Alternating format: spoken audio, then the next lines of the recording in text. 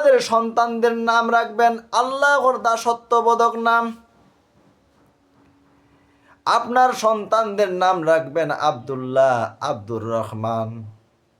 রাসূল সাল্লাল্লাহু আলাইহি সাল্লাম বলেছেন আল্লাহর নিকট সবচাইতে প্রিয়তম নাম হইল আব্দুল্লাহ, আব্দুর রহমান। আল্লাহর দাসত্ববোধক নামগুলো আল্লাহর কাছে প্রিয়। আপনি আপনার সন্তানদের নাম রাখতে পারেন আব্দুল সালাম, আপনার সন্তানদের নাম রাখতে পারেন আব্দুল সুবহান, আপনার সন্তানের নাম রাখবেন আব্দুল হাকিম, আপনার সন্তানের নাম রাখবেন আব্দুল জব্বার।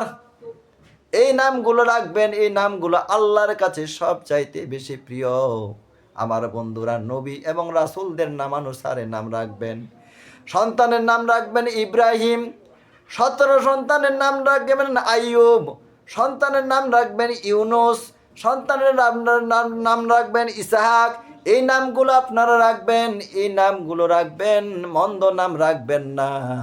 আল্লাহর নবী কখনো কারো নাম যদি মন্দ হয়ে যেত সে নামকে পরিবর্তন করে দিতেন।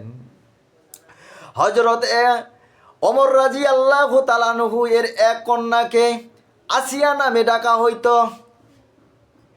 আসিয়া মানে হলো নফরমান, আনুগত্যহীনা। আল্লাহর নবী মুহাম্মদ রাসূলুল্লাহ, সকলে বলি সাল্লাল্লাহু আলাইহি সাল্লাম, ওই মেয়েটির নাম পরিবর্তন করে রাখলেন জামিলা।